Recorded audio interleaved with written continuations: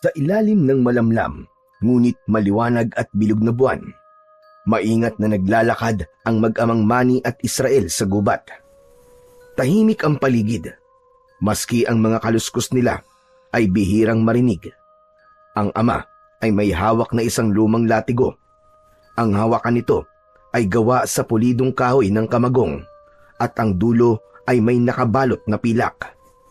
Ito'y isang sagradong armas na ayon sa kanya ay pamana pa ng kanyang mga ninuno na nagpasalin-salin sa bawat henerasyon ng kanilang pamilya.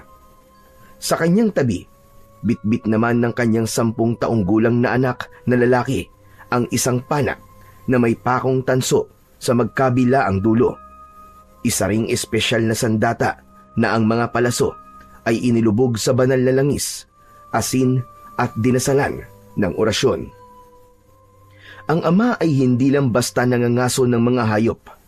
Ang kanilang tunay na pakay ay ang manghuli ng mabangis at mapanganib na mga aswang.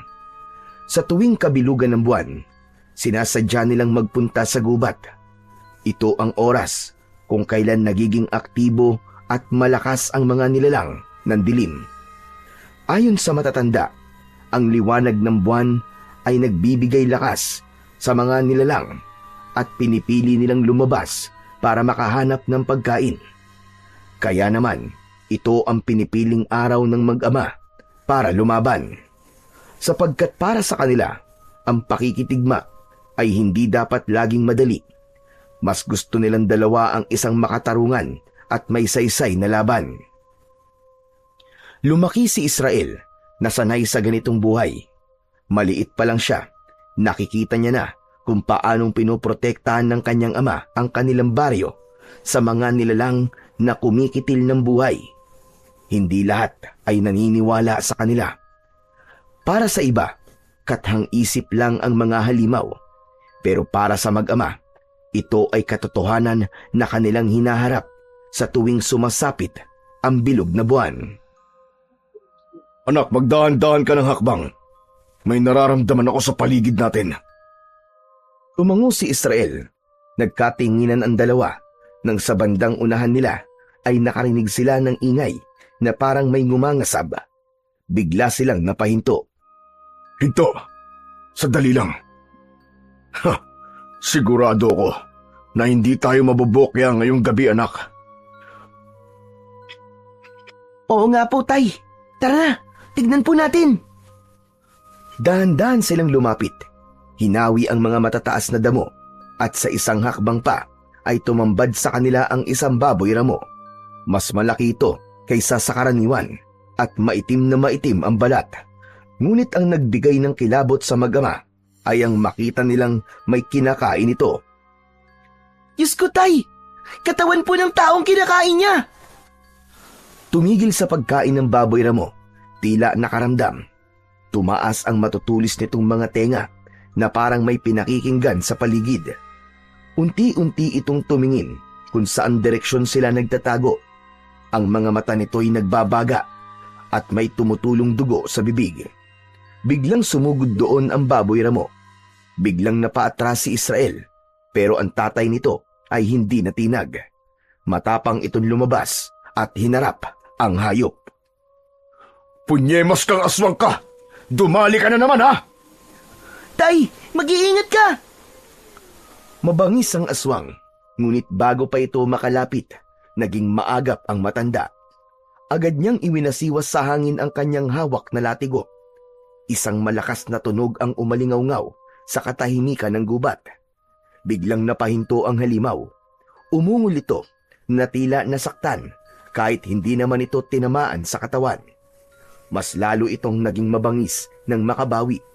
Galit na galit itong muling sumugod. Ipinalo ulit ni Mang Manny ang latigo sa lupa. Umusok ang lupang tinamaan ng latigo. Ayan, Tay! Sige! Nasasaktan siya!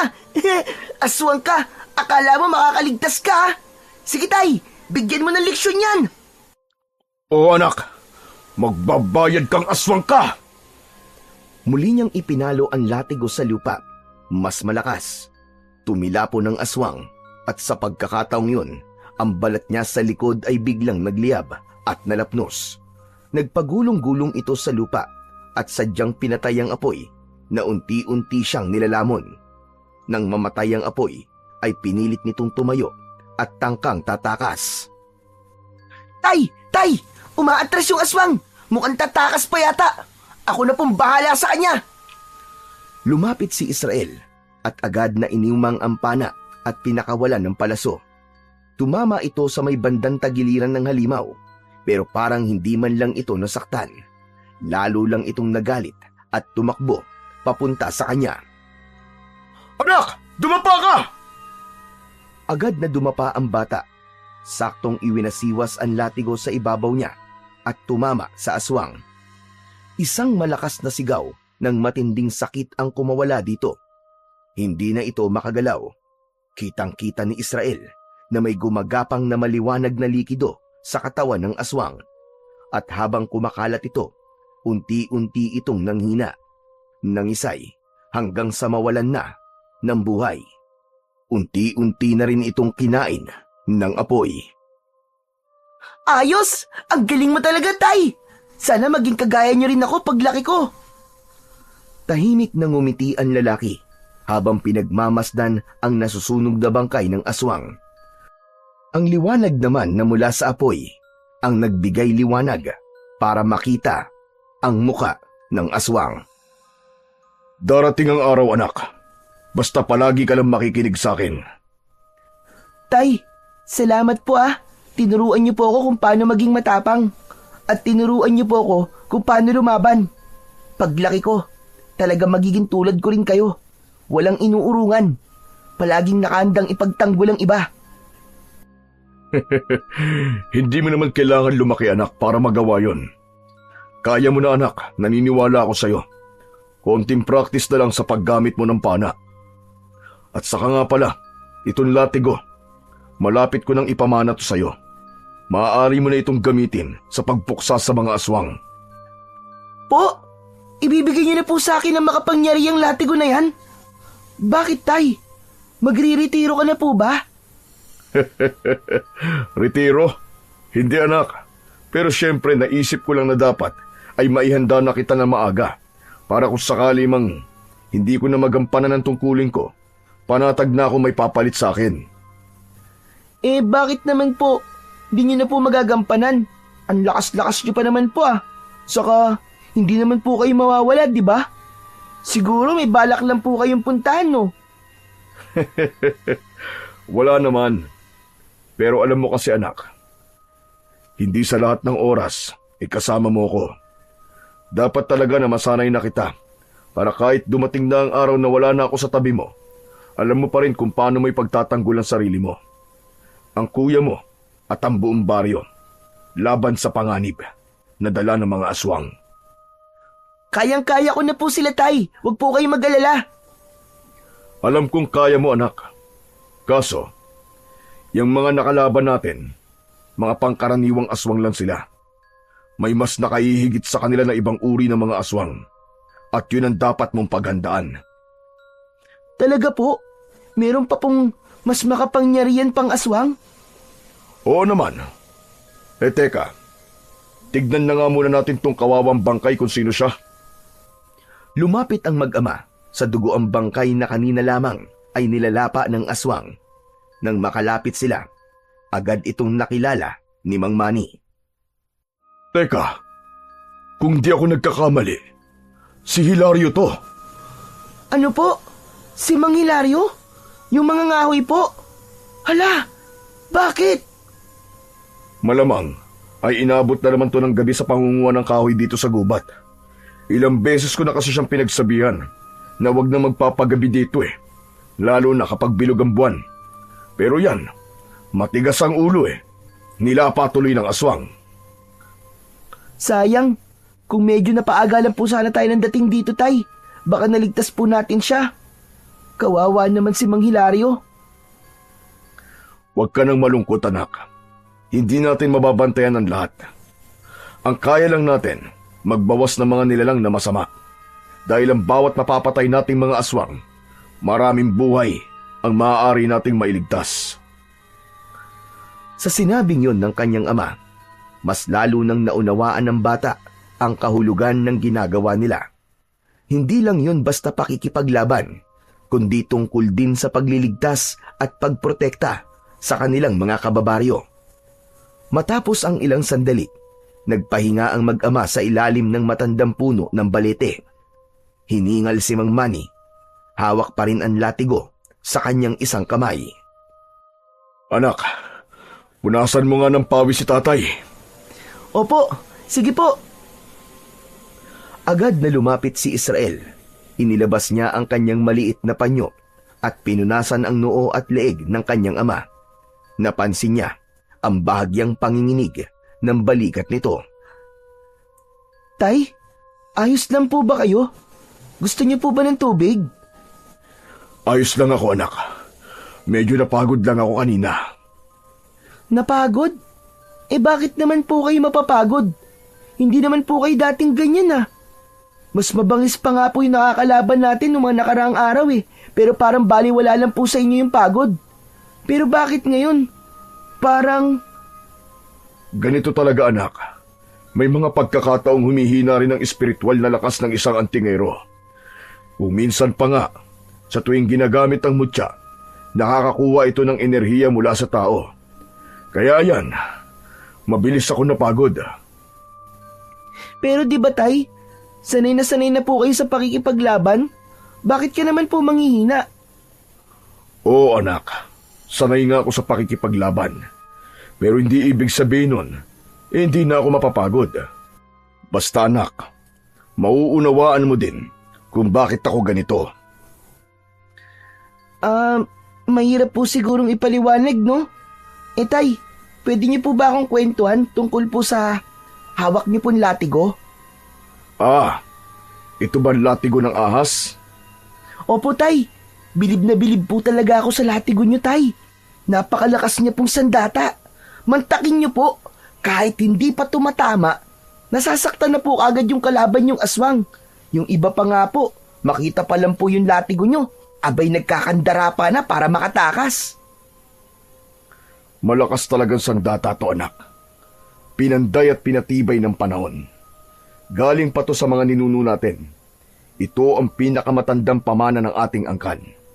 Gawa ito sa balat ng isang kobra. Ang sabi pa nga, alaga raw yun ang unang nagmamay-ari ng latigo. Nang mamatay ang ahas, ayaw niyang tuluyang mawala ito sa kanya. Kaya ang ginawa niya, ibinigay niya ang patay na ahas sa pinakamagaling na tagapanday ng sandata noong panahong yun. Hindi ko alam ang eksaktong paraan ng pagkakagawa. Pero tignan mo naman, ang galing, di ba? Kaya nga po siguro pinatuyo po yan sa araw. O kaya pinakuluan sa kung anong mahiwagan sangkap. Tapos dinasalan pa ng orasyon para hindi basta masira. Pwede. Ang galing mo, anak. Kasi ang sabi pa nila, habang pinapanday ito, biruin mo, 6 na araw na nagtago ang panday sa isang kuweba. Walang sino man ang pinayagan lumapit, kahit sino.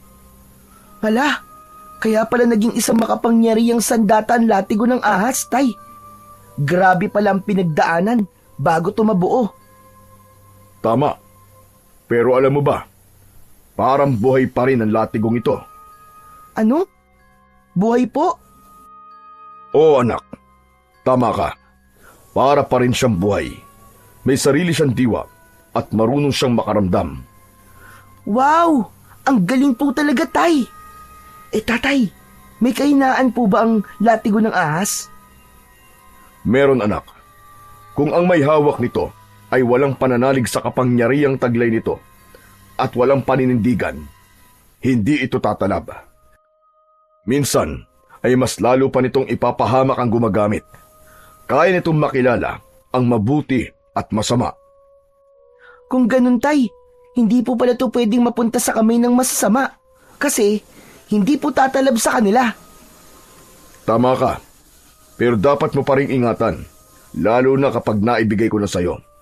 Dahil maraming nilalang ng dilim ang magkaka-interes dito. Alam mo ba kung bakit? Bakit po, tay? Para hindi mo to magamit laban sa kanila. Isa pa, maraming naiinggit dito, anak. May mga ilan na nga sumubok nun eh. Mga mambabarang, mangkukulam, maski mga albularyo. Lahat sila gustong makuha ito. Saglit na natahimik si Israel. Tumingala siya sa puno ng balete na tila nagpapaalala sa kanya ng lalim ng mundo ng kanyang ama. Isang mundo na hindi basta-basta sa piling ng mga masasamang elemento.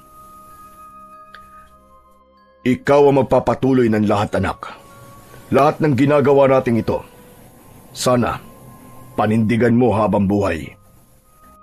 Ayoko pa pong isipin yun, Tay. Kasi alam ko naman po na makakasama ko pa naman po kayo ng mas matagal.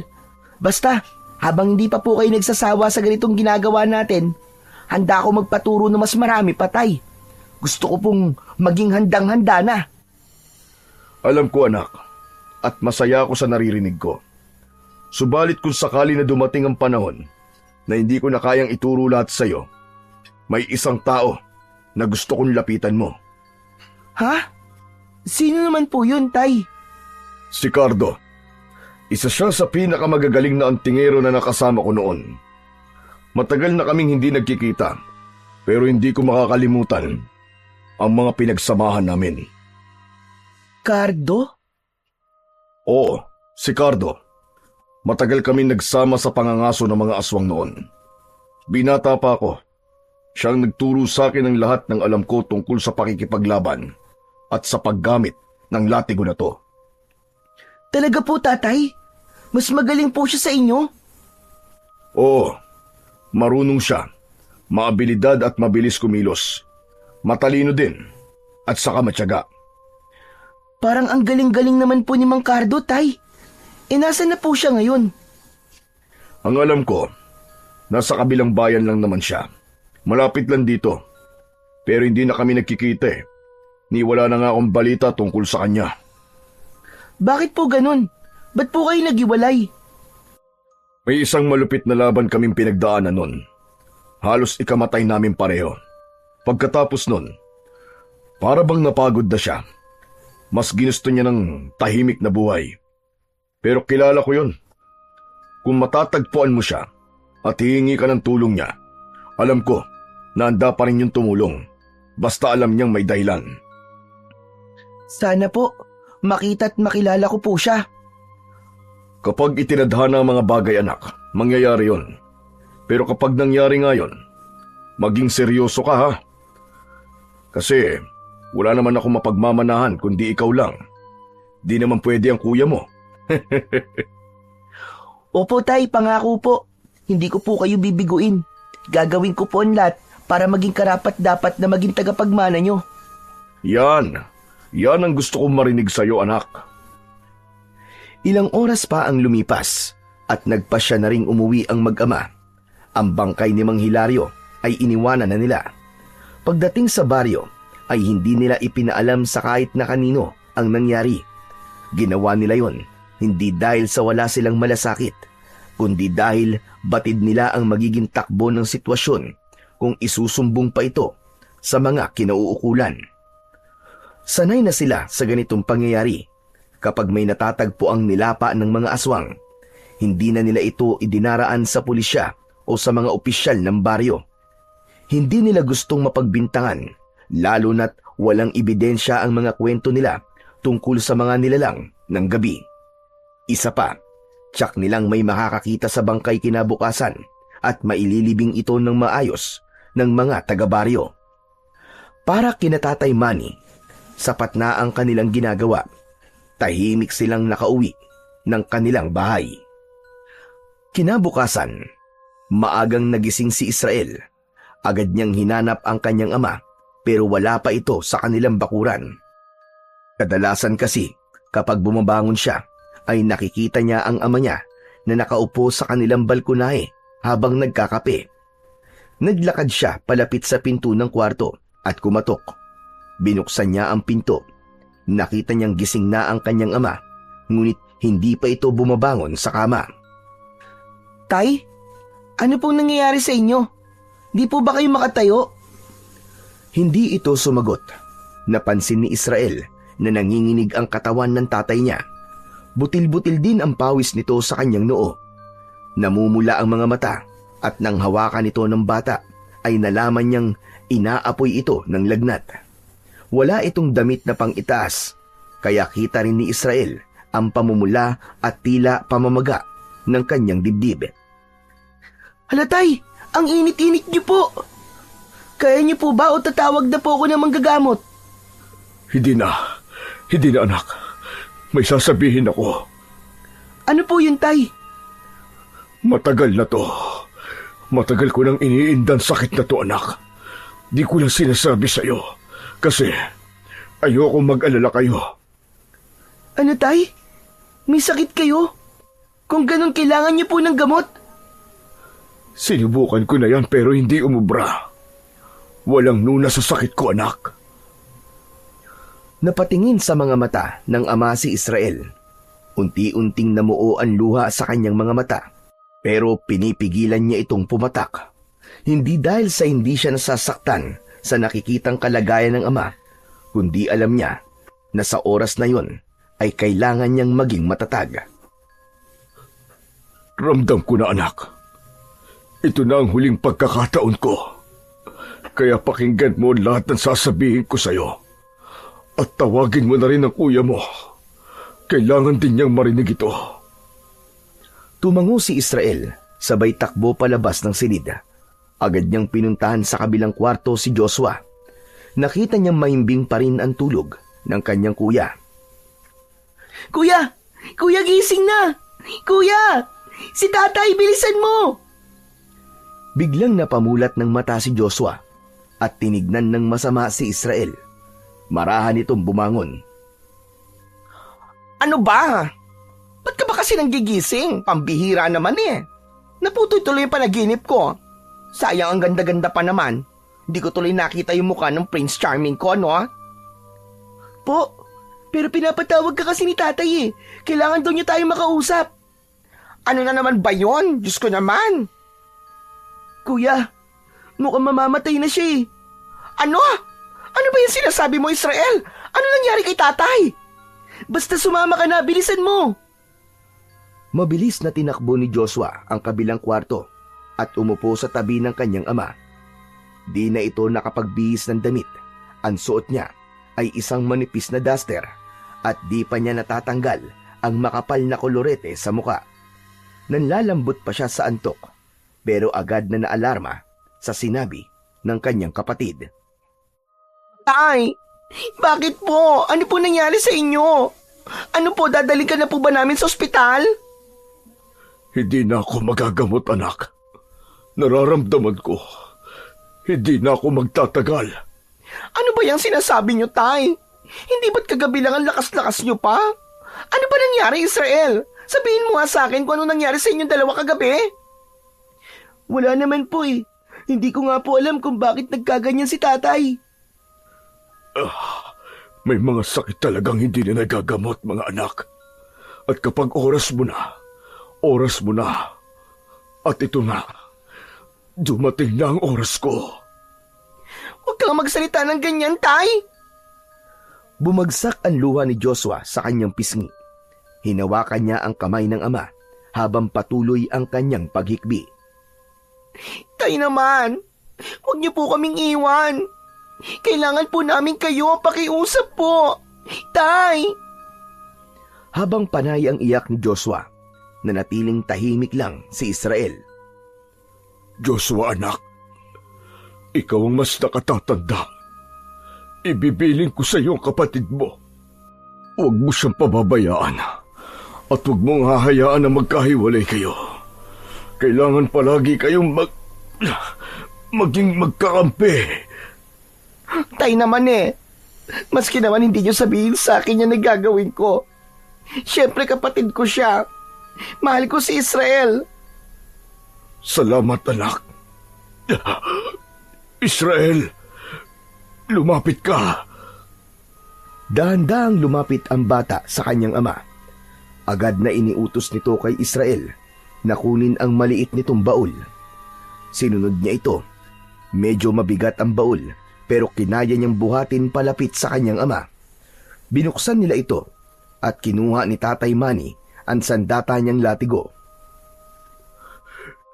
Sa iyo ko na pinagkakatiwala ang latigo, Israel, at ang lahat ng aking mutya at anting-anting. Tay! Huwag kang mag-alangan, anak. Kaya mo na. Konting practice na lang. Magiging katulad mo na ako. Hindi ko po kaya, Tay, kung wala po kayo. Kaya mo na, anak. Kaya mo. Sa murang edad mo, nakita ko na yung tapang mo na hindi matutumbasan. Mangako ka sa akin, anak. Huwag mong hahayaang masayang ang ipinaglalaban natin. Sige po. Pangako po. Hindi ko po kayo bibiguin. Salamat. Salamat, anak. Isang huling ngiti ang ibinigay ng ama sa kanyang dalawang anak. Unti-unti, pumikit ang kanyang mga mata habang nakahawak sa isang kamay ni Joshua. At ilang saglit pa, bumitaw na at lumaylay ang kanyang mga kamay. Huminto na rin ang kanyang paghinga. Hindi! Tay! Tatay! Tatay! Malakas na palahaw ng iyak ang pinakawala ni Joshua. Masakit sa kanya na nawala ang ama nang wala man lang silang nagawa. Pero si Israel, nananatiling seryoso lang ang muka. Hindi nababasa ang kanyang emosyon habang palipat-lipat ang kanyang tingin sa dalawa. Israel, wala na si tatay. Diyos ko, tayo na lang. Wala na ang tatay natin.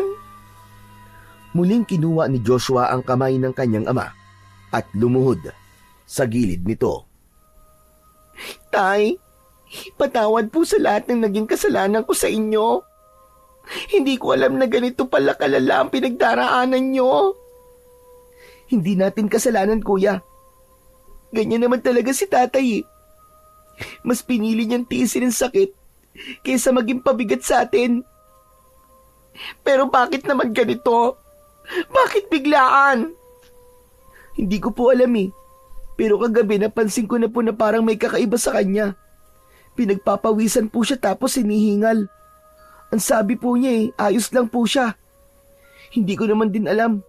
Pero panay na po ang bili niya sa akin. Anong gagawin natin ngayon, Israel?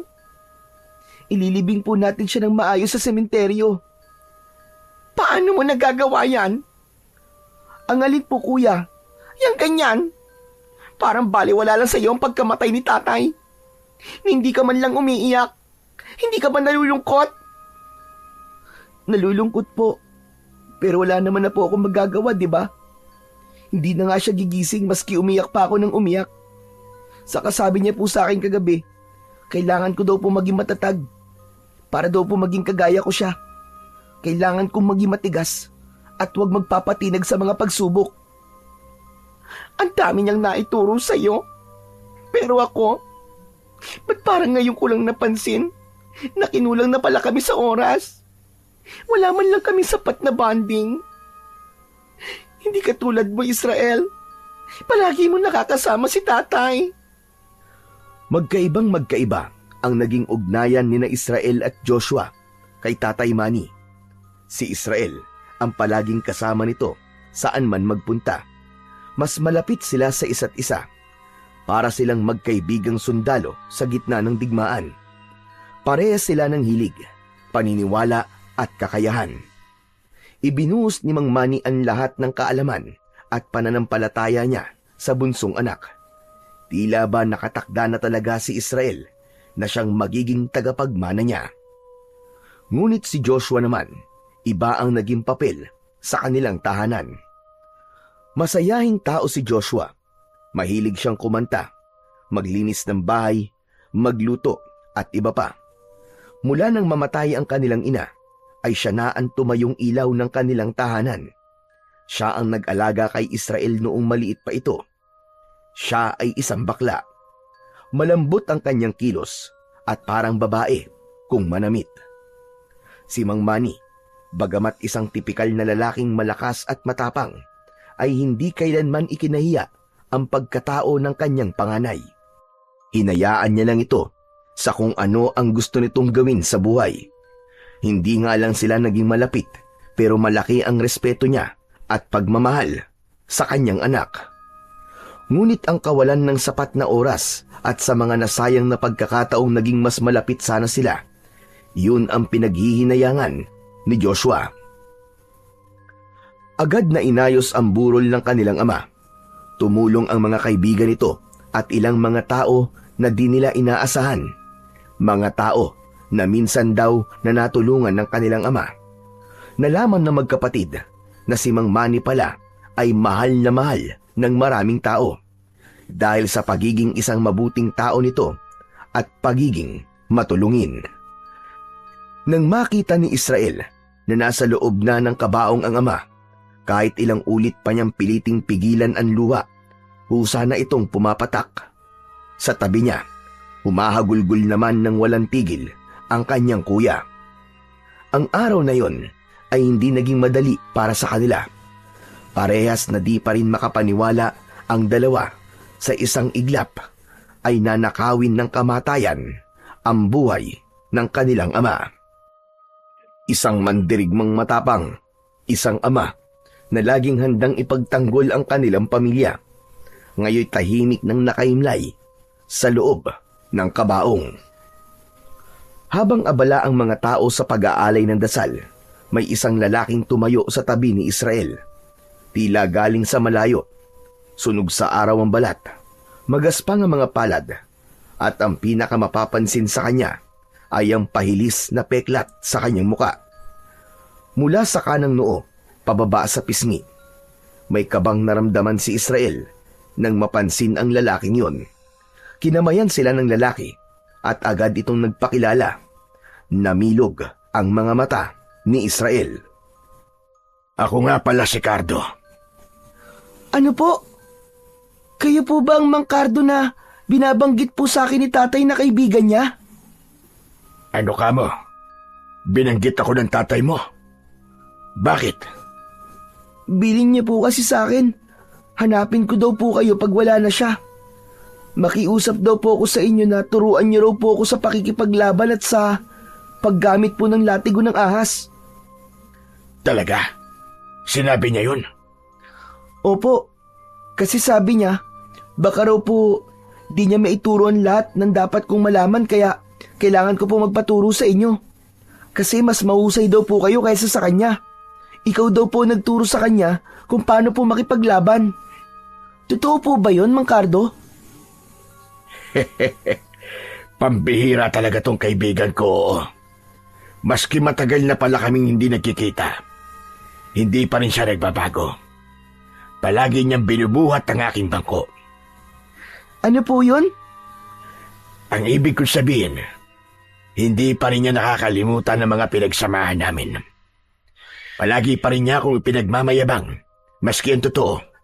Siya naman talaga ang mas magaling sa aming dalawa. Sabi ko ni, tama ako ng hinala. Kasi nakita ko talaga, ang galing-galing po ng tatay ko. Kaso, wala na po siya ngayon. Patay na po siya. Ano bang nangyari? Bakit ang bilis naman yata? Matagal na daw po siyang may sakit. Hindi lang po niya sinasabi sa amin. Tumango si Mang Cardo at sinilip ang kaibigan sa loob ng ataol. Kailan siya ililibing? Sa isang araw po. Tahimik na lumipas ang ilang sandali. Hawak ni Mang Cardo ang kanyang sombrero. Mariing pinisil sa kanyang mga kamay habang tinititigan ang labi ng kanyang matalik na kaibigan. Kita sa mga mata ang paggalang at kalungkutan na hindi maipapaliwanag sa salita. Matagal ko na siyang hindi nakita. Hindi ko naman inakala na ganito na pala ang magiging susunod naming pagkikita. Nilingon siya ni Israel. Tinitigan ito mula ulo hanggang paa.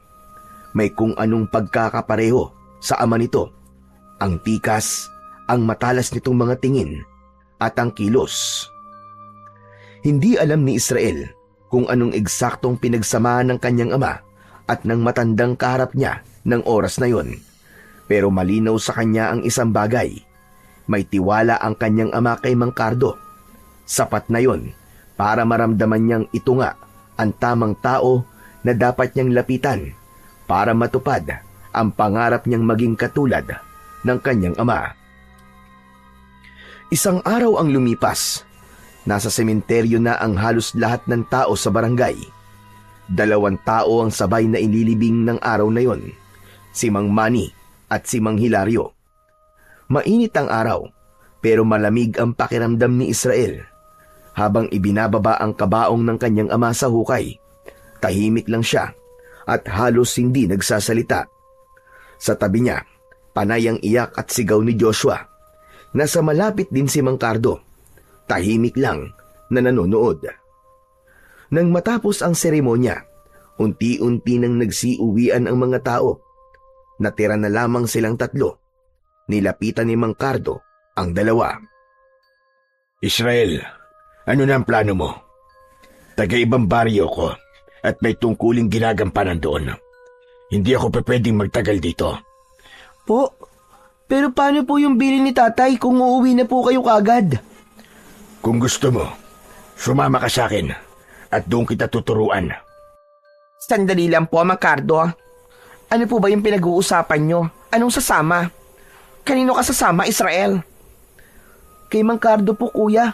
Di ba sabi po ni tatay magpaturo daw po ako sa kanya at saka... Ibig ba sabihin aalis ka? Iiwan mo ko, Israel? Ano ka ba? Wala na ba talagang ibang nasa utak mo kundi ang latigo na yan? Kamamatay pa lang ni tatay, Israel. Pero kailangan ko punto pa rin ng bili niya sa akin. Hindi ko siya pwedeng suwayin. Magagalit siya sa akin, kuya. Tama ang kapatid mo. At sa palagay ko, hindi na to pwedeng ipagpaliban. Kilala ko si Manny. Malakas ang pakiramdam niya sa mga bagay-bagay. Gayong ibinili niya, naturuan ko si Israel. Tsak na merong dahilan. Ano sa palagay niyo po ang mga dahilan? Posible bang may paparating na panganib? Kaya pinaghahanda itong si Israel? Posible, Joshua. Kaya sasama sa akin ang kapatid mo. Sandali lang. Hindi pwedeng ganun-ganun na lang yon. Hindi mo siya pwedeng dalhin agad. Bakit naman hindi pwede, Kuya Joshua? Ikaw na lang ang natitirang kapamilya ko, Israel. Yang tao na yan, hindi pa natin lubusang kakilala. Baka kung anong mangyari sa'yo. Po, huwag niyo pong sabihin yan. Mukha naman po mabait si Mang Cardo eh. Tsaka kaibigan po siya ni tatay. Talaga ba? Bakit alam mo mabait? Kilala mo ba siya? Sinabi ko na nga po, kaibigan po siya ni tatay. Pinagkakatiwalaan pa. Kung ganon, gusto mo talaga sumama sa kanya? Opo, kuya. Gusto ko po matuto. Gusto ko po maging katulad ni tatay. Huwag ka mag-alala, Joshua. Dahil hindi ko hahayaang mapahamak ang kapatid mo habang nasa poder ko siya. Siguraduhin mo lang. Pumapayag ka na, kuya? May magagawa pa ba ako? Salamat, kuya! Salamat talaga! Ang bait-bait mo! Labag man sa loob ni Joshua ang planong paglayo ng kapatid. Pero dahil sa nakita niyang seryoso ito at determinado, wala na siyang nagawa kundi ang sumang-ayon. Hindi niya lubos na naiintindihan kung anong klaseng mundo ang meron sa kanyang ama, kapatid at sa estrangherong si Mang Cardo, pero batid niyang buo ang loob ni Israel. Pagdating ng hapon, tahimik na tinitiklop ni Israel ang ilang piraso ng damit niya at inilagay ito sa kanyang bag. Wala siyang masyadong dadalhin dahil ayon kay Mang Cardo ay mabilis lang naman ang gagawin niyang pagtuturo. Makakauwi din siya kagad. Hinugot niya ang gamit niya sa pangangaso, pana at palaso, at akmang isasama sa inimpaking mga gamit. Hindi mo na yan kailangan. Po, hindi ko na to kailangan. Pero ito po ang sandata ko at saka... Ang kailangan mo lang ay ang latigo. Yun ang ipinamana sa iyo ng iyong ama. Hindi ba? Ang paggamit nun, ang gusto niyang matutunan mo. Sige po. Muling itinago ng bata ang kanyang sandata at ipinagpatuloy ang pag-aayos ng kanyang mga gamit. Nang matapos ay nagpaalam na siya sa kanyang kuya Joshua. Matapos ang huling sulyap sa lumang bahay nila, binitbit ni Israel ang kanyang lumang bag at sinundan si Mang Cardo. Naglalakad na sila papalayo. Walang iyakan, walang dramang nangyari. Ngunit sa may pintuan, nanatiling nakatayo si Joshua. Nakatuon ang tingin niya sa papalayong kapatid. Hindi niya maipaliwanag ang lungkot na nararamdaman ng mga oras na yon. Para siyang naiwan sa isang eksenang wala siyang kontrol na hindi niya pwedeng baguhin. Tila naramdaman niyang para na siyang naging estatwang walang silbi. Sinubukan niyang intindihin ang nangyayari, pero ang kirot hindi nawawala. Nangungulila siya hindi lang sa amang nawala, kundi maging sa kapatid na piniling lumayo. Natatakot siya na baka hindi na niya muli pang makita ang kanyang kapatid. Takot din siyang baka bigla itong magbago, makalimot o tuluyan na siyang iwanang mag-isa. Dahil alam niya na hindi siya bahagi ng mundong papasukin ni Israel. Nang wala na sa paningin niya ang kapatid, tumalikod siya at dahan-dahang pumasok sa bahay ng tahimik. Samantala, pagdating nila sa baryo kung saan nakatira si Mang Cardo, agad silang sinalubong ng mga tao. May halong tuwa at lungkot ang mukha ng mga ito nang makita ang lalaki. Ba, mabuti na lamang at dumating ka na, Mang Cardo. Bakit? May nangyari bang masama habang wala ko rito? Opo, marami pong nawala ng mga alagang hayop, mga kambing, aso, pati manok. Wala silang patawad. Ano ka mo? Abay 2 gabi lang ako nawala. Sumalakay na naman ng mga loko. Hindi na talaga nagtatanda ngayon. Ang kakapal ng muka. Kaya nga po Mang Cardo, tulungan niyo po kami. Sana po, mapuksa niyo na po mga hayop na aswang na yun. Pero wisyo po sila sa kabuhayan. Kawawa po mga tao. Biglang sumiryoso ang mukha ni Mang Cardo at si Israel tahimik lang habang nakikinig. Hindi siya makapaniwala na sa lugar na yon ay may hinaharap ding problema sa aswang. Sige, ako nang bahala. Umuwi na kayo at huwag nang lalabas kapag malalim ng gabi. Huwag niyo ding ipaalam kahit kanino ang pagdating ko. Ngayong gabi, tatapusin na namin ang kawalangyaan ng mga yon. Pagkasabi nun, ay umuwi na ang mga tao at nagsipasok na ng kanilang mga tahanan. Isinaradong mabuti ang mga pinto at bintana. Nakita ni Israel ang mga proteksyong nakalagay sa harap ng mga pinto, isang bungkus ng bawang at nakabaligtad na palaspas. Pumasok na sa loob ng bahay ang dalawa at doon sila nag-usap. Mang Cardo, problema yun din po pala ang aswang dito. Oo, Israel. Matagal na. Ganun din po sa amin Pero malaki po ang pagkakaiba. Mukhang ang mga tao po dito naniniwala po sa ginagawa nyo at sa mga aswang. Sa amin po kasi, konti lang po ang naniniwala. Ganun ba? Kung ganun, ay naging mahirap ang pagtupad nyo sa inyong mga tungkulin. Opo, tama po kayo, Mang Cardo. Patago po kami nagpupunta sa gubat para mangaso ng aswang. Sa baryo po namin, sarado po ang utak nila tungkol sa mga kababalagan. Konti lang po talaga ang naniniwala. Hindi naging sikat si tatay bilang birador ng aswang. Sikat siya sa pagiging matulungin at pagiging mapagbigay. Doon po siya minahal ng tao. Hindi po nila alam na matagal na silang pinoprotektahan ni tatay sa kamay ng mga aswang. Dito naman, naniniwala sila sa aswang kasi nakakita na sila. Ipinakita ko sa kanila mismo. Talaga po? Oo. Kaya yun, wala nang pali-paliwanag. Naniwala kaagad sila nang makita nila ang aswang na nahuli ko. Ang galing pala. Kung ganun din sana ang ginawa ni tatay, no? Di natuto rin sanang mag-ingat yung mga taong nabibiktima ng aswang. Ay nako, nakakalungkot lang. May mga buhay na nasayang po dahil sa ganun. Tama ka, Israel. Mang Cardo, ano na po ang plano nyo ngayon? Kailangan nating kumilos kagad. Hindi na pwedeng palampasin ito. Tayo po ang huhuli sa aswang. Tama ka, Israel. Tayo ang huhuli. Simula ngayong gabi, ikaw na muna ang katuwang ko.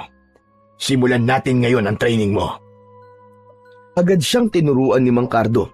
Sa likod bahay, sinimulan nila kagad ang pagsasanay. Sa simpleng paraan, ipinakita ni Mang Cardo ang tamang paghawak sa latigo, kung paano ito ikutin at kung paano mapapalakas ang epekto nito bilang sandata laban sa kasamaan. Ang latigo ng ahas, hindi ito basta isang latigo lang. Kailangan maramdaman mo na bahagi ito ng iyong katawan. Kailangan maging isa kayo, ang kilos at ang lakas. Sinubukan ni Israel na sundin ang mga sinabi ng matanda. Paulit-ulit, ipinapalo niya ito sa lupa. Iwinawas-iwas sa hangin, pero minsan bumabalik sa kanya at muntik na siyang tamaan. Dahan-dahan lang. Huwag mong labanan ng galaw. Sundan mo ito. Opo, Mang Cardo. Pawis na pawis si Israel, pero hindi siya tumigil. Kahit sumasakit na ang braso niya, tiniis niya hanggang sa maramdaman niya ang sinasabi ng matanda na dapat ay maging konektado sila ng latigo. Nagawa niya ang perpektong pagwasiwas at pagpalo nito sa lupa. Magaling, Israel. Madali ka palang turuan eh. Mas mahusay ka pa sa iyong ama. Hala, talaga po? Nako, biro lang po yan, Mang Cardo. Magaling po si tatay eh. Hindi ko po mapapantay ang galing niya. Hindi ka naniniwala sa akin. Ako na nagsasabi. Mas magaling ka sa tatay mo. Pero may dapat kang malaman tungkol dyan sa latigo. Ano po yun, Mang Cardo? Tignan mo sa dulo ng latigo. Makikita mo may mutya. Yan ang mutya ng pangil ng kobra. Ha? May pangil pala dito? Hindi ko po alam yun ah. Oo. Isa yan sa pinakadelikado at pinakamakapangyarihang bahagi ng latigo. Wow! Kung ganun, may mas igagaling pa pala to. Ang astig! Siyempre naman. Alam mo bang para ring buhay ang latigo na yan? Oo. Hindi na yan gumagalaw tulad ng buhay na ahas. Ngunit, ang kapangyarihan niyan, buhay na buhay. Kapag gumana ang bisa ng mutya na yan, ang latigo parang nagiging kasing talim ng espada. Kaya din itong lasunin ng kalaban gaya ng kamandag ng kobra. Papatayin ito ang kalaban sa loob lamang ng ilang minuto. Grabe! Ang galing pala talaga nito. Hindi po ito binanggit ni tatay ah. Hindi po niya sinabi sa akin ang tungkol sa mutya na yan. Hindi ko alam kung anong iniisip ng tatay mo. Pero mukha talagang ako ang gusto niyang magsabi nun sa'yo. Ganun po ba, Mang Cardo? Mahiwaga talaga si tatay, no? Tama ka dyan, Iyo. At may dapat ka pang malaman. Ano po yun, Mang Cardo? Ingatan mo yung mutya. Dahil kapag nawala yan, wala nang bisa ang latigo mo. Mabubulok yan, Israel. Parang patay na hayop na nilalangaw at unti-unting kinakain ng uod. Wala nang silbi. At kapag nangyari yun sa gitna ng laban, delikado ka. Hala, pero di ba, di naman to ganun kadaling matanggal? Oo naman, kasi nakakabit yan mismo sa katawan niya. Matatanggal lang yan kung pipiliting alisin ng isang masamang nilalang. Ayaw nilang mutya ng pangil ng kobra dahil hindi talaga ito kayang labanan. Ganon kalakas ang kapangyarihan nito, Israel. Kaya ingatan mong mabuti yan. Naiintindihan ko po, Mang Cardo. Iingatan ko po ito na mabuti. Pinapangako ko po yan. Mabuti naman. Tumahimik na si Israel. Muli niyang sinubukan ng latigo. Ipinalo niya ulit ito sa lupa at mula doon, lumabas ulit ang isang usok. Usok na nakakasunog ng mga masasamang nilalang. Sakto 2:00 ng madaling araw. Pumilos ang dalawa. Tahimik na ang baryo ng mga oras na yon. Naglagay sila ng pain sa isang madamong bahagi ng gubat, malapit sa baryo. Ito ay ang alagang kalabaw ni Mang Cardo. Dito natin sila hihintayin, Israel. Alam niyo pong pupunta sila dito, Mang Cardo? Sa dami ng nakasagupa kong aswang, kabisado ko na sila. Kahit malayo sila, naaamoy nila ang dugo. Dugo? Ano pong dugo, Mang Cardo? Dugo ng tao. Dugo ng tao? Saan naman po tayo kukuha ng dugo ng... Di na natapos pa ni Israel ang kanyang sasabihin. Nanlaki ang mga mata niya nang makitang sinugatan ni Mang Cardo ang sarili nitong palad. Lumabas ang sariwa nitong dugo. Agad niyang ipinahid ito sa katawan ng kanyang alagang kalabaw. Pagkatapos ay nagtago sila sa likod ng mga matataas na damo. Mga 50 hakbang mula sa kanilang pain. Naghintay sila. Hawak ni Israel ang latigo. Makalipas ang halos 30 minuto, dumating na ang inaasahan nilang mga nilalang. Andiyan na sila. Nandiyan na ang mga aswang. Pinagmasdan ni Israel ang mga aswang na paparating. Ang una ay payat, mahaba ang leeg at may matutulis na kuko na animo ay tari ng manok. Ang isa naman ay mas malaki, pero parehas lang sila ng itsura ng nauna. Parang tao, pero nakakatakot at bahagyang nakayuko. Israel, maganda ka. Dahil ikaw ang haharap sa kanila. Po! Ako po! Ngayon na! Agad-agad! Sigurado po ba kayo, Mang Cardo? Oo. Sa'yo na ang laban na ito, iyo. Bahagi na ito ng iyong pagsasanay. Huminga ng malalim si Israel.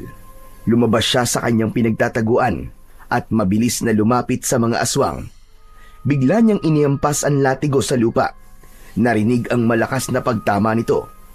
Napaatras ang isang aswang, ngunit ang isa ay nagwala at sumugod. Israel, maganda ka! Muling ipinalo ng bata ang latigo sa lupa at katulad ng inaasahan, nasaktan ang mga aswang. Sige, ganyan nga Israel. Magaling bata. Sige, sige pa! Nang marinig ito ni Israel, natuwa siya ng sobra at nawala sa konsentrasyon.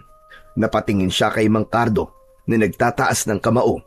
Ngunit sa hindi inaasahan, biglang nakabawi ang isang aswang. Bigla nitong sinunggaban ng bata. Nakalmot ang kanyang braso. Aray! Tinamaan ako! Israel! Agad siyang tinulungan ni Mang Cardo. Tumalo nito at sinalubong ng suntok at sipa ang aswang na umatake at nanakit sa bata. Halos mapasubsob ang aswang sa lupa. Ang isa pang aswang ay sinubukan ding umatake, pero nahawakan ito ni Mang Cardo sa leeg at ibinalibag. Tumama ito sa puno. Napatulala si Israel sa kanyang nakita. Hindi siya makapaniwala sa lakas ni Mang Cardo. Ngayon na, Israel! Gawin mo na! Nang marinig yun, muling tumayo si Israel. Pinunasan ng sugat at muling hinawakan ng mahigpit ang latigo ng ahas. Ito na! Inihampas niya ang latigo. Mas malakas, mas may focus. Muling umalingaw-ngaw ang tunog. Tumilapon ng isang aswang. Sugatan at ang balat nito ay parang nalapnos. Tapos ay biglang nasunog. Yan! Magaling Israel! Ganyan nga! Lumapit ang isa pang aswang, mabilis at galit na galit. Inikot ni Israel ang latigo. Saktong tamang-tama sa tiyempo. Hinampas niya ito ng buong lakas. Tumama ito, diretso sa leeg ng aswang. Nakita niya na tila nagbaga ang latigo. At sa isang iglap, gumulong ang ulo nito sa lupa. Napatigil si Israel, namangha siya at hindi halos makapaniwala sa kanyang ginawa. Magaling iyo! Yan! Yan ang gamit ng latigo! Kaya ko pala talaga, Mang Cardo! Kaya ko pala talaga! Kaya mo kung maniniwala ka sa iyong sarili. Napagtagumpayan ni Israel ang unang pagsubok sa kanya ni Mang Cardo at masayang masaya siya sa gabing yun. Kinabukasan, naging masinsinan ang kanilang pagsasanay. Hindi na nagsayang ng oras pa si Mang Cardo. Dahil hindi lang ang tungkol sa latigo ang ituturo niya sa bata. Kailangan niyang mapalakas ito para magamit ang pisikal na lakas kapag lumalaban. Gayon din ang espiritual na kakayahan ni Israel. Tinuruan niya ito ng mga mahalagang orasyon. Pinagbubuhat niya araw-araw ng mabibigat na troso ang bata. Pinatatakbo paakyat sa burol at pinapapasan ng sako-sakong buhangin. Sa halos buong linggo na yon ay halos bumigay ang katawan ng bata sa hirap pero hindi siya sumuko. Determinado siya at labis niyang pinagkakatiwalaan ang kaibigan ng kanyang ama. Tama yan, Israel. Huwag ka sumuko. Hindi ka pwedeng mapagod kagad. Ang kalaban natin iba-iba. Kaya kailangan nating mas maging matatag palagi. Opo, wag po kayong mag-alala, Mang Cardo. Kaya ko po. At sa loob ng halos 4 na linggo, naging kapansin-pansin na ang pagbabago kay Israel. Hindi na siya madaling hingalin. Ang mga braso niya mas matigas na. Ang katawan niya ay tila naging bato-bato at ang loob niya hindi na madaling matinag. Isang hapon, matapos ang huling pagsasanay, lumapit si Mang Cardo. Tinapik niya ito sa balikat at tumango. Handa ka na, Israel. Handa ka na. Mang Cardo, sigurado po kayo? Oo naman. Malaki nang ipinagbago mo, Israel. Pero sandali lang pala. May ibibigay pa pala ako sa'yo. Ano po yun, Mang Cardo? Mula sa kanyang baul ay may inilabas si Mang Cardo na isang bagay. Nagulat siya nang makita ito. Bakit? Papanong? Huwag ka nang magulat. Saka ko na lamang sasabihin sa'yo kung bakit meron ako niyan. Basta sa'yo na yan. Tiwala ko na magagamit mo yan. Tumango ang bata. Tinanggap niya ang bagay na yon at inilagay sa isang supot. Itinago niya sa kanyang bag. Tapos na ang kanilang pagsasanay. Inihanda na ng bata ang kanyang mga gamit para sa kanyang pag-uwi. Inihatid siya ng lalaki hanggang sa may bukana ng baryo nila Israel. O paano, Israel? Hanggang dito na lamang ako. May kailangan pa akong tapusing trabaho. Mang Cardo, maraming salamat po talaga sa inyo. Sa lahat po ng ginawa niyo para sa akin. Hindi ko po makakalimutan ito. Walang anuman yun, bata. Basta, huwag mong kalimutan ang mga itinuro ko sa'yo. Tumango si Israel. Lumakad na siya pauwi sa kanilang bahay. Nakita niyang bukas ang pinto. Dere-derecho siyang pumasok.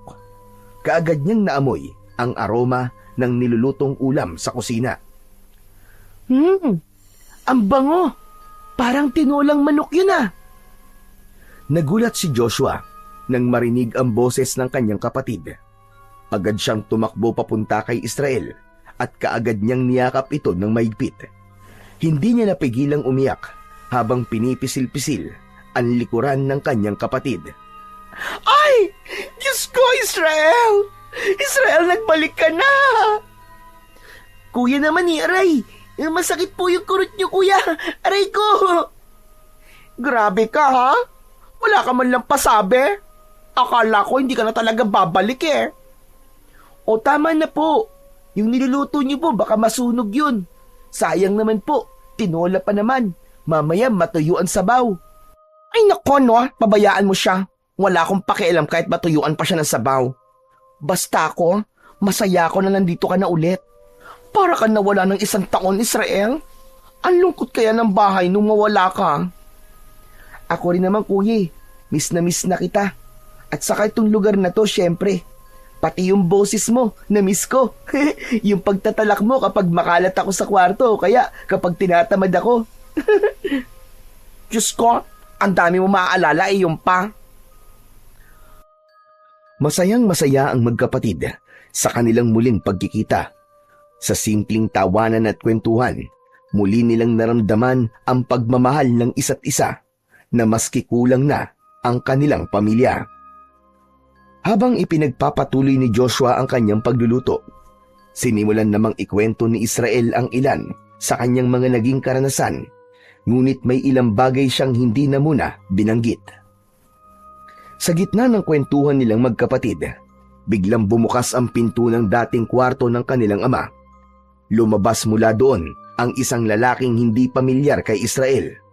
Matangkad, moreno, at malaki ang pangangatawan. Kumunot ang noo ng bata at agad siyang tumayo. Sino ka? Anong ginagawa mo sa kwarto ng tatay ko? Ako si Malik. Dito ako. Dito ka ano? Ano? Magsalita ka! Tumayo agad si Joshua at humarang sa pagitan ng dalawa. Kita sa kanyang muka ang labis na pag-aalala, pero ilang saglit pa ay huminga ito ng malalim at kumalma. Sandali lang, Israel, ano ka ba? Huminahon ka lang. Pakinggan mo muna ako, please. O sige, magsalita ka, kuya. Sino yan? Anong ginagawa niya dito sa atin? Halika nga, dun muna tayo sa sala.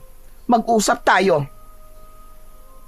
Kaagad nilang tinungo ang sala at doon nag-usap ng masinsinan ang magkapatid. Israel, siya si Malik. Nangungupahan siya dito sa atin. Ano? Pinaupahan mo ang kwarto ni tatay? Bakit, kuya? Wala akong choice, Israel eh. Alam mo naman, di ba, na si tatay lang ang inaasahan natin pagdating sa perang panggastos natin. Wala pa akong trabaho na hahanap eh.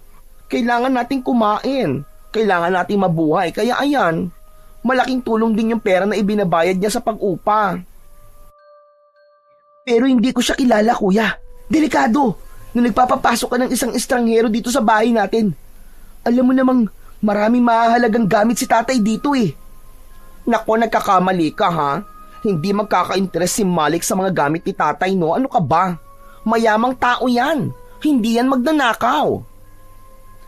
Mayaman po siya? Bakit nangungupahan po sa bahay natin? Luma na to, tsaka sira-sira pa. Ewan ko. Hindi ko nga rin alam kung bakit eh. Pero hindi na mahalaga yon. Ang importante, yung pera na ibabayad niya sa atin.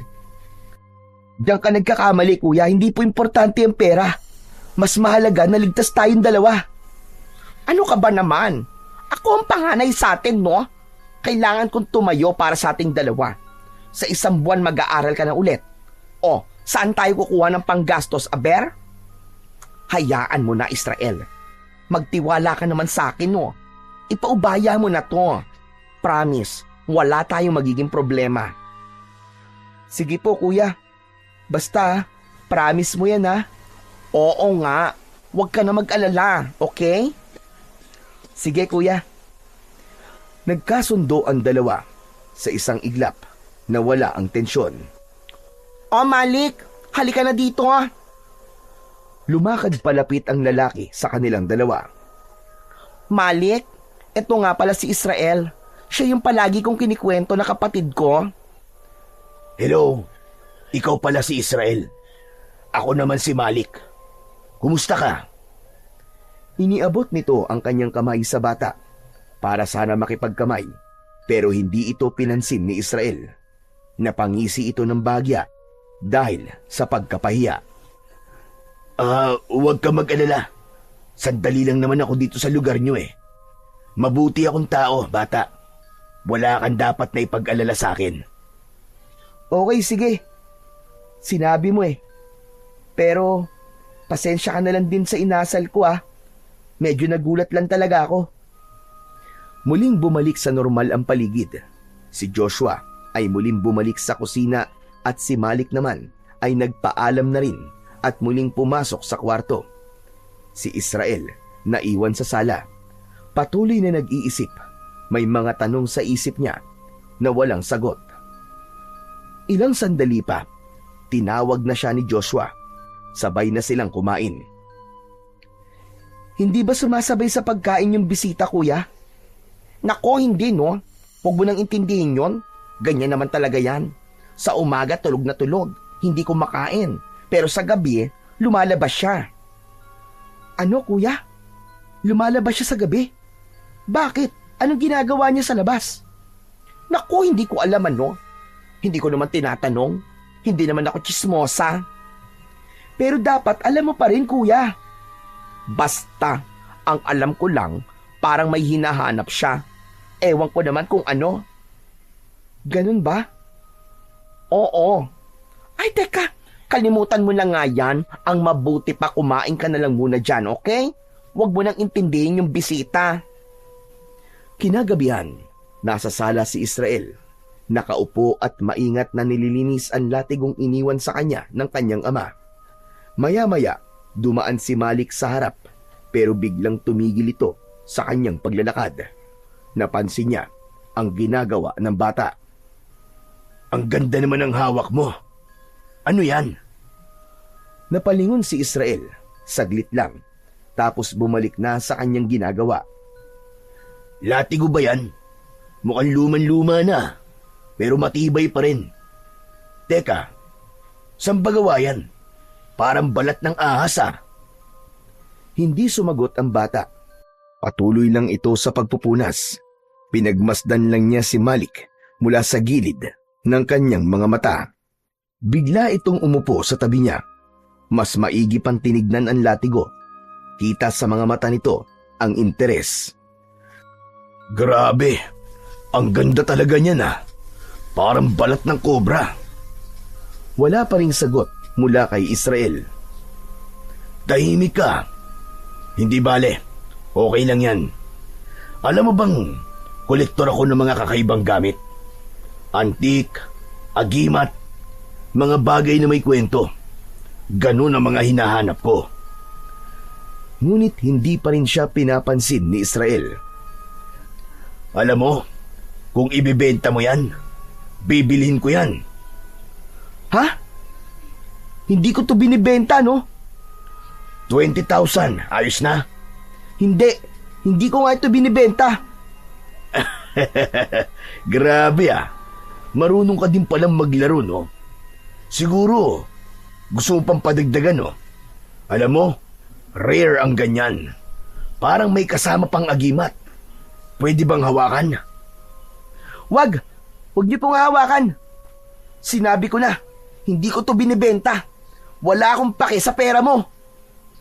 Teka, bakit parang galit ka sa akin?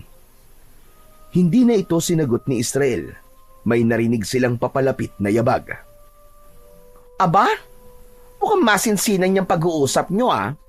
Ano bang meron? Sinasabi ko lang sa kapatid mo na gusto kong bilhin yung latigo. 100,000 piso. Ano? 100,000 piso? Seryoso ka ba? Oo naman. Mukha ba ako nagbibiro? Nanlaki ang mga mata ni Joshua sa labis na pagkamangha. Napatingin ito kay Israel na halatang naiirita na. Oy Israel, narinig mo ba yon? Ano masasabi mo? Malaking halaga yon. Hindi ko naman alam na napakamahal pala ng latigo na yan. Muli, nanahimik si Israel. Umiling lang siya pagkatapos ay tumayo at naglakad palayo. Ngunit may binitiwang huling salita. Hindi ko ibibenta ang pamana sa akin ni tatay. Patuloy na naglakad ang bata. Binuksan niya ang pinto sa kanyang kwarto at pabagsak na isinara nito ang pintuan matapos siyang makapasok. Sa sala, naiwan sina Malik at Joshua. Napapakamot sa batok si Joshua. Malik, pagpasensyaan mo na ang kapatid ko ha? Okay lang. Hindi ba talaga nyo ibibenta sa akin yung latigo? Mukhang ayaw talaga niya eh. Kilala ko naman ang kapatid ko, no? Kapag ayaw niya talaga. Hindi mo siya maiimpluwensyahan. Pero susubukan ko pa rin kausapin. Sayang din naman kasi yung pera eh. Malaking halaga yon. Malaki ang maitutulong nun sa amin. Sa loob ng kwarto ng bata, nakaupo si Israel sa kanyang katre. Maigpit ang hawak niya sa latigo. Parang sinisiguradong hindi ito mapapakawalan. Ang latigo na lang ang natitirang koneksyon nila ng ama at kailangan niyang tuparin ang pangako niya dito bago pa ito mamatay. Iingatan niya ang latigo. Kinabukasan, hindi na nagpansinan pa ang magkapatid. Dahil doon ay lumabas ng bahay si Israel, nakipaglaro sa kanyang mga kaibigan. Ilang araw silang tahimik, ilang araw silang nanatiling ganun, kaya naman si Israel, para malibang ang sarili, nangangaso siya at minsan naman ay nagsasanay sa gubat. Dahil doon, hindi niya alam na nagsimula ng lasunin ni Malik ang isip ng kanyang kapatid. Hindi sa pamamagitan ng pagpipilit nito na mabili ang latigo, kundi nakipaglapit ito kay Joshua.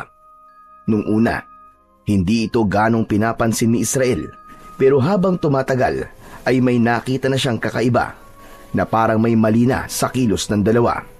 Minsan ay napapansin niya ang simpleng pitik sa braso at minsan naman ay yung mga akbayan na may kasamang harutan.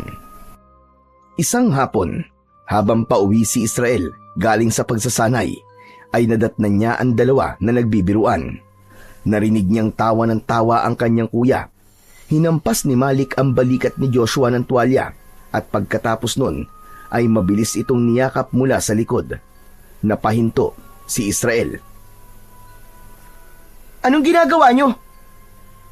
Biglang natahimik ang dalawa. Natigilan si Joshua, sabay iwas ng tingin. Wala. Nagbibiruan lang kami, Israel. Parang sobra naman na yata yung biruan niyo. Uy, ano ka ba? Chill ka lang. Wala namang masama eh. Bata ka pa para sa mga ganito. Opo, bata nga lang po ako. Pero hindi ako bulag. Pagkasabi nun, ay mabilis na naglakad paalis ulit ang bata at hindi na lumingon pa. Ramdam niyang may mali. Hindi niya maipaliwanag, pero mabigat ang pakiramdam niya. Naglakad siya pabalik sa gubat at doon nagmuni-muni maghapon. Inabot na rin siya doon ng dilim. Hindi mapakali si Israel. Umupo siya sa sanga ng isang malaking puno. Nagsiselo siya sa nakikita niyang paglalapit ng dalawa. Pakiramdam niya ay inaagaw na ni Malik ang kanyang kuya. Lalo pat ilang araw na silang hindi nag-uusap at parang walang pakialam sa kanya. Sa kanyang malalim na pag-iisip, bigla siyang nakarinig ng kung anong kaluskos. Tumayo siya at naghanda. Hinawakan niya ng maigpit ang latigo at inikot ang kanyang paningin sa buong paligid. Sa bandang kaliwa niya, may nakita siyang gumalaw, parang papalapit sa kanya. Hindi ka aabot sa akin, lintik ka! Inihanda na niya ang sarili at sa paglitaw ng nilalang, nakahinga siya ng maluwag. Nakita niya ang isang musang, naghahanap ng kanyang makakain. Maya-maya ay tumakbo na ito palayo. Napaupo ulit ang bata at napailing. Ay nako, akala ko naman kung ano na. Pero ayos na din yun.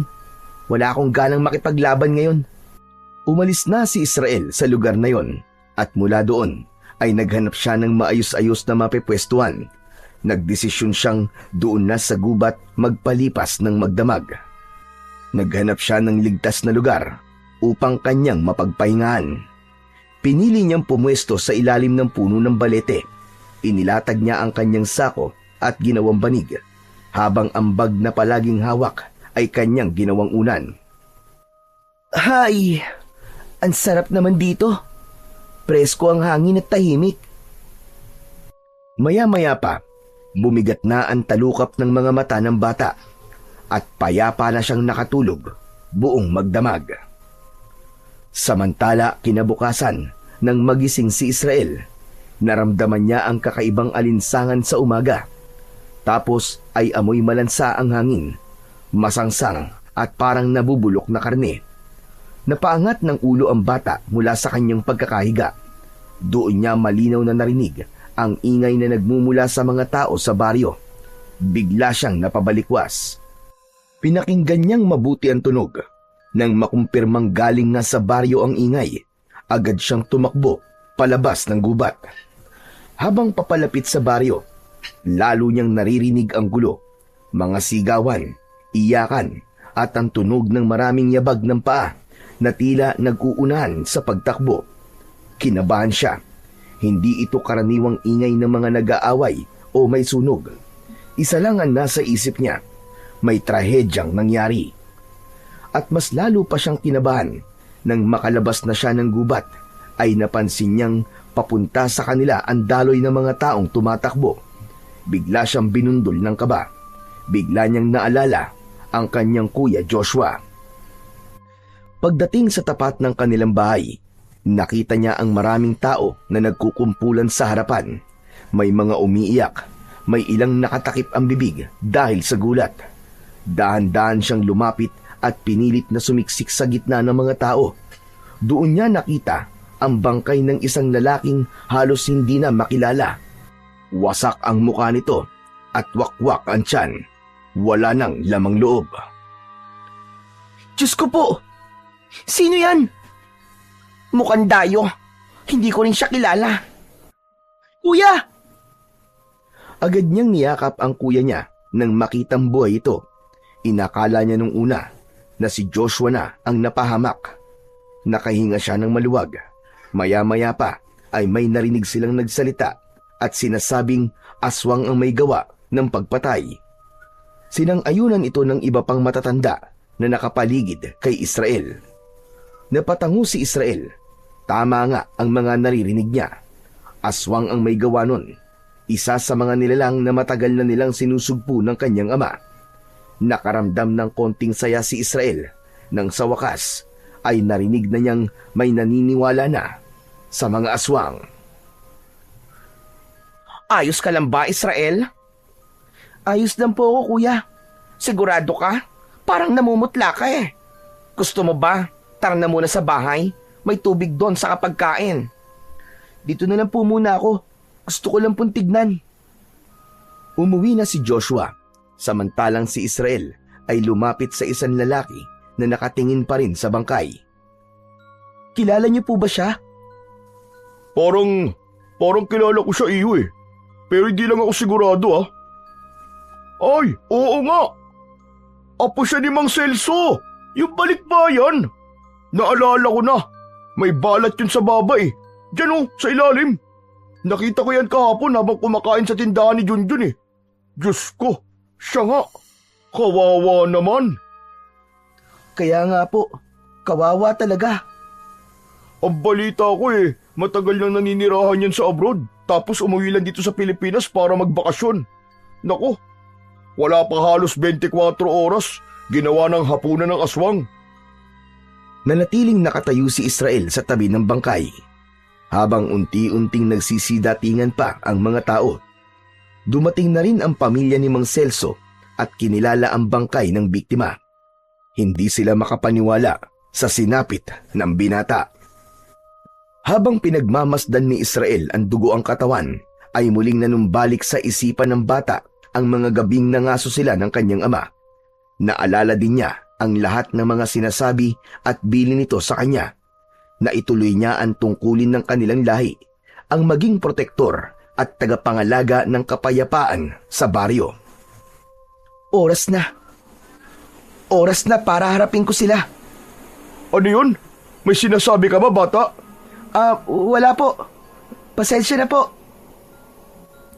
Tumalikod siya at nagsimulang maglakad pauwi. Mabigat ang mga hakbang niya, pero diretso ang tingin sa bahay nila. Pagkarating niya, ay nakita niya kagad ang kanyang kuya Joshua na malungkot na nakaupo sa duyan sa may balkon. Tila may malalim na iniisip. Nang mapansin siya, agad itong tumayo. Mabuti naman at umuwi ka na. Halika na sa loob, kumain ka na. Sige po kuya, salamat po. Tahimik silang naglakad papunta sa pagkainan. Habang kumakain, napatingin si Israel sa pinto ng kwarto ng ama. Napansin yun ni Joshua. Wala na. Umalis na si Malik. Nag-iwan na lang siya ng sulat.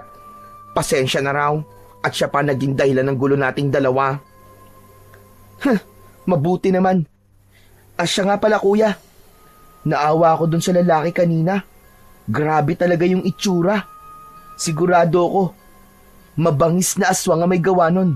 Ang hinala ko, meron na namang namumugad na aswang dito sa atin. Ano ka ba? Hindi na bago yan, Israel. Simula nung umalis ka para mag-ensayo, halos araw-araw may namamatay. Minsan hayop, minsan tao. may nakikitang bangkay sa ilog, sa kalsada, sa tabing gubat. Pero madalas ay mga taga-ibang lugar ang natatagpuan dito. Parang ginawa ng tapunan ng mga bangkay ang baryo natin. Biglang napatingin si Israel sa sahig. Tila pinoproseso ang kanyang narinig. Si Malik, gaano po siya katagal dito sa baryo? Si Malik? Halos mag-iisang buwan na rin. Bakit mo naman natanong? Kasi po, hindi naman talaga natin siya kilala, di ba? O kung saan siya galing. Iniisip ko kasi na baka siya yung... Hoy, ano ka? Huwag kang ganyan ha.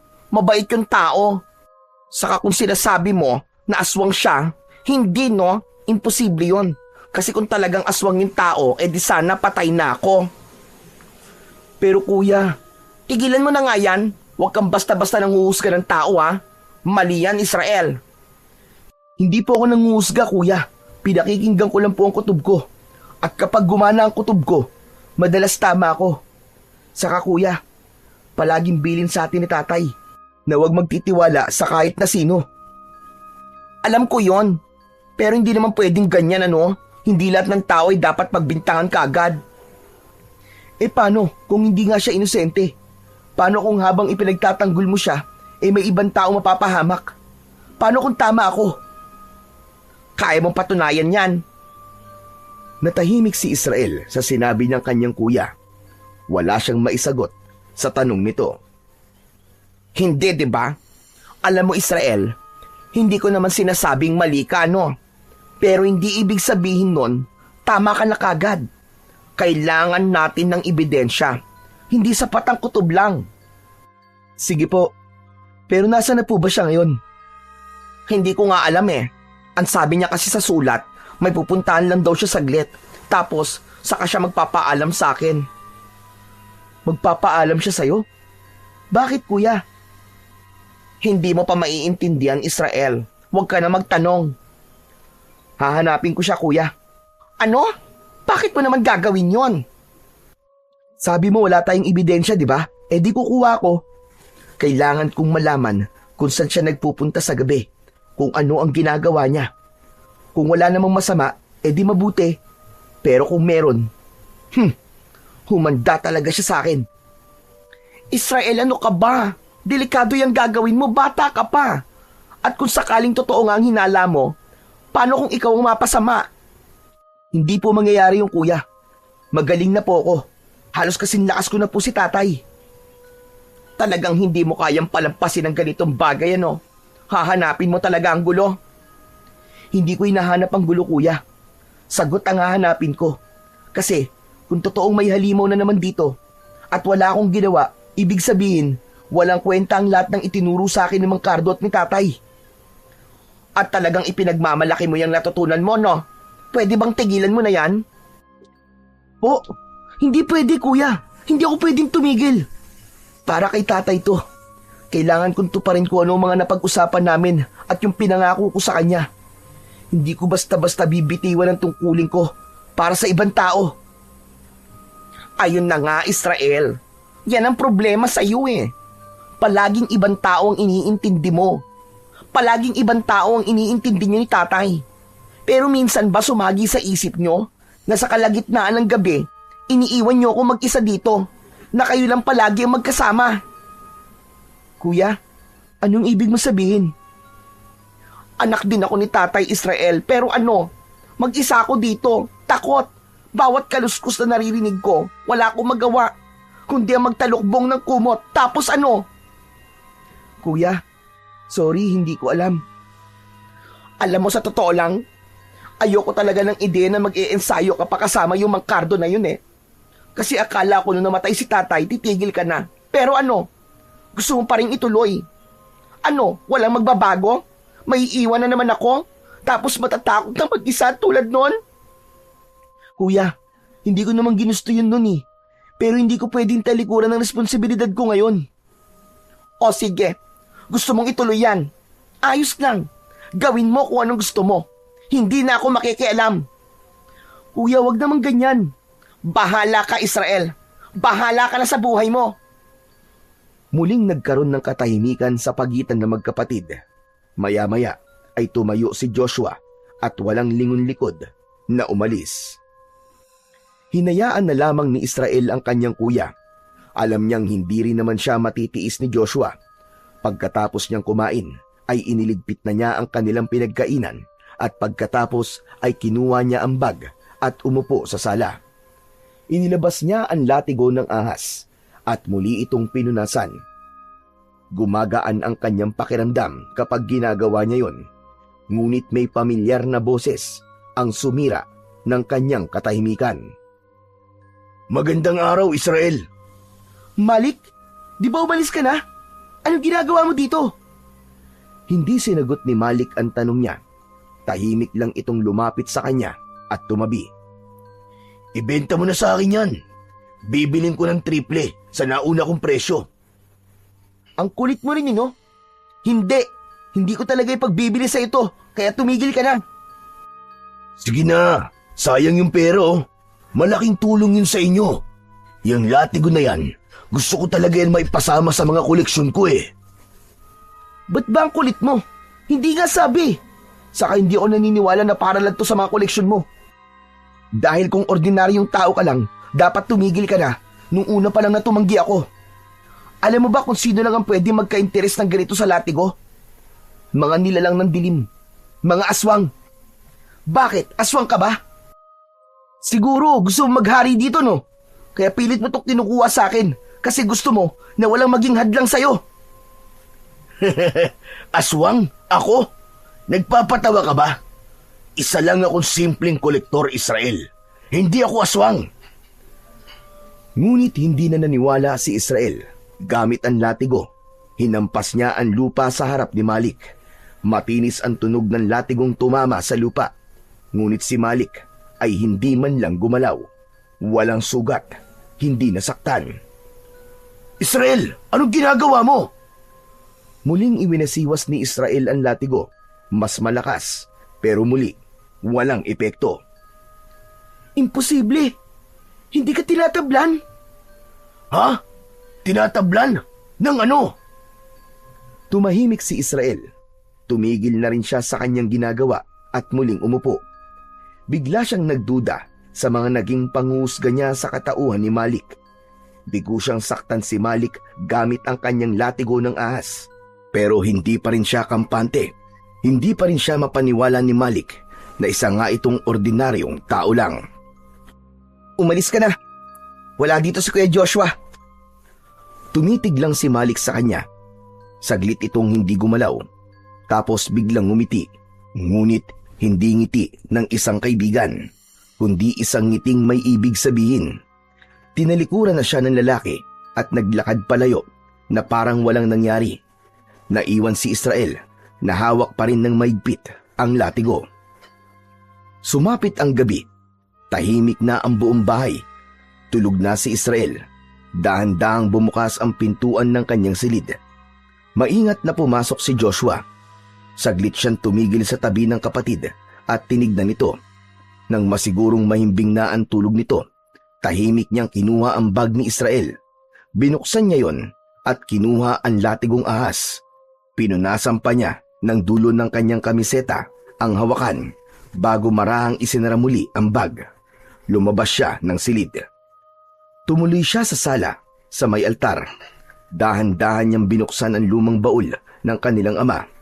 Isa-isa niyang nilabas ang mga agimat ng kanilang tatay Manny. Maging ang ibang mga antigong bagay ay hindi niya pinatawad. Nilimas niya ang lahat ng laman ng baul. Napatingin siya sa litrato ng kanyang ama na nakapatong sa gilid ng altar.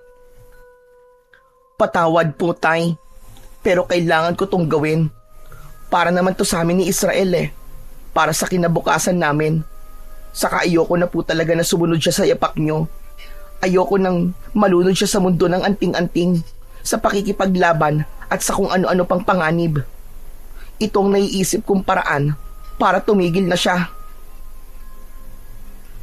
Isinilid niya sa isang bag ang lahat ng nakuha niyang agimat, pati na ang latigo ng ahas. Saka siya lumabas ng bahay kung saan naghihintay sa kanya si Malik. Nilapitan siya ni Joshua at iniabot ang bag. Tinanggap ito ng lalaki. Binuksan at sinilip ang laman. Tumango siya at napangiti. Tila nakontento sa kanyang nakita. Salamat O eto, kunin mo na tong bayad ko. Binuksan ni Malik ang dala niyang bag at ipinasilip kay Joshua ang bungkus ng pera. 300,000 piso yan para sa lahat ng ito. Salamat, Malik Akin na.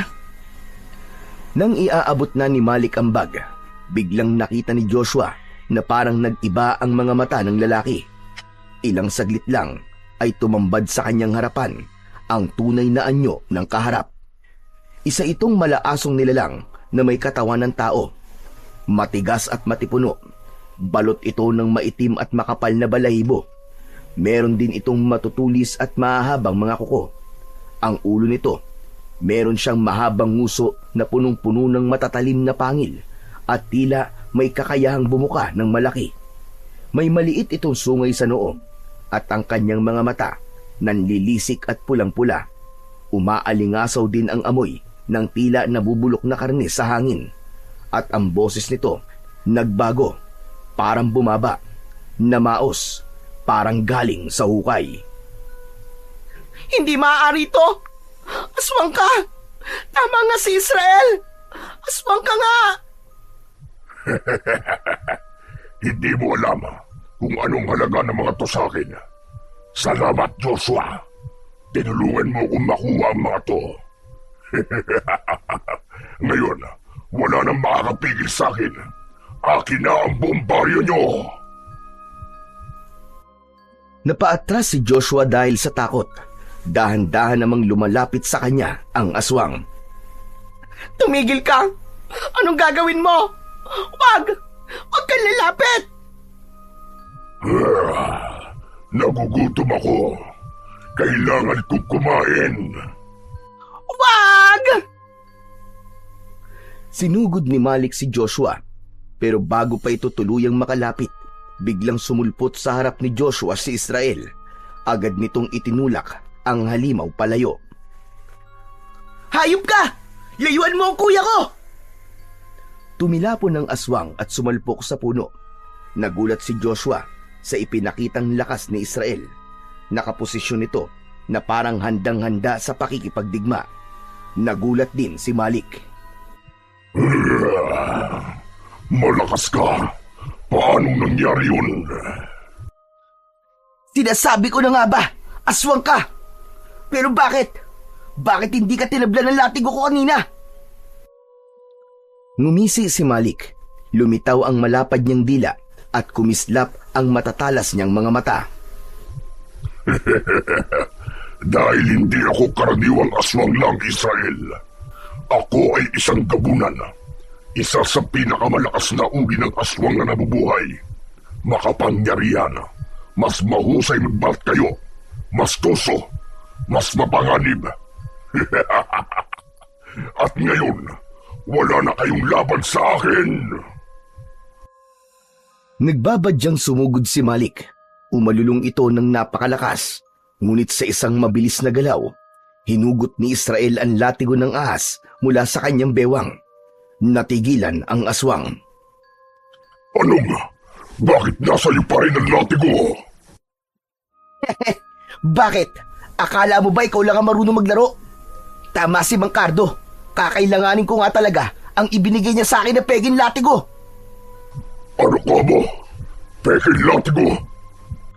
Oo, tama ka nung narinig. Peke ang nasa'yo, kaya humanda ka. Hindi kita uurungan. Ano akala mo? Porkit nasa iyo ang latigo ay mananalo ka na. Hindi mo ko kaya, bata. Hindi mo ko kaya. Agad na nagpalitan ng atake ang magkalaban. Si Malik, mabilis na tumalon at nakalapit kay Israel. Agad niyang sinubukang kalmutin ng bata sa kanyang katawan, pero mabilis itong nakaiwas. Umikot ang katawan nito at agad na nakapwesto sa likuran ng aswang.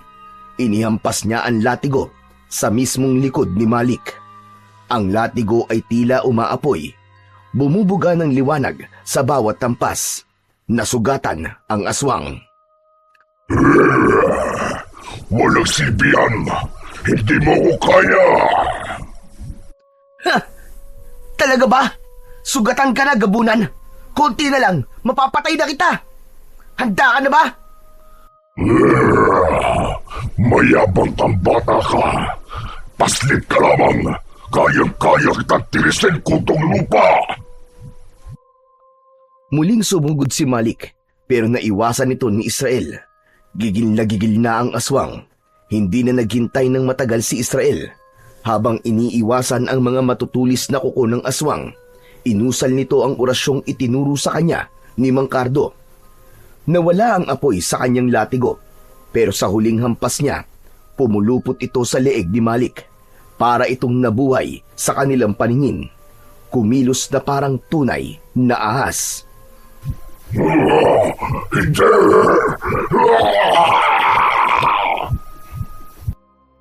Lalong humigpit ang pagkakapulupot ng ahas. Tapos ay sumisingasing ito at inilalabas ang mahahaba nitong mga pangil. Dumura ng puting kamandag ang kobra. Ilang sandali pa ay kinagat ng ahas ang mga mata ni Malik. Kitang-kita ni Israel at Joshua ang paggapang ng kamandag sa anyo ng puting liwanag mula sa muka ng aswang. Gumuhit ang puting liwanag papunta sa kanyang muka, tapos kumalat sa kanyang buong katawan. Napasigaw si Malik. Nangisay, nagliyab ang balat niya sa bawat guhit ng kamandag. Putong lupa pala. Tapos ka na, gabunan. Mabubulok ka sa impyerno. Sumiklab ang apoy sa katawan ni Malik. Unti-unti nang natupok ito at tuluyang naging abo. Tumahimik ang paligid pagkatapos ng laban. Nanatili namang nakatitig si Joshua sa kanyang kapatid. Di makaimik dahil sa kanyang mga nasaksihan. Kuya, tapos na. Wala na ang aswang. Israel, paano mo nagawa yun? Ang galing mo. Ang galing mo palang makipaglaban.